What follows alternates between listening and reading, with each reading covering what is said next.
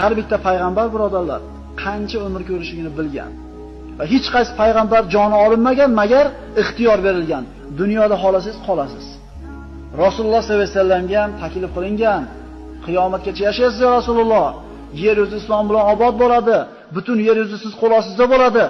Keyin jannatga kirasiz deganda payg'ambarimiz yonida turgan yigit terisiga sig'may ketdi. Jannatul baqiga chiqib salom berdi. Ularda haqqiga duo qilib turganda payg'ambarimizning holi birdaniga bo'shashib ketdi.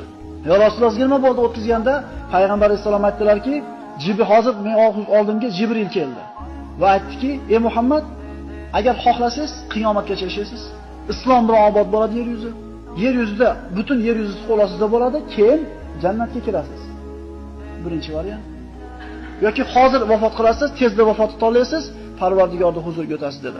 Haligi yonidagi yigit terisiga sig'may ketdi. Ya Rasululloh, bizni tanladingizmi?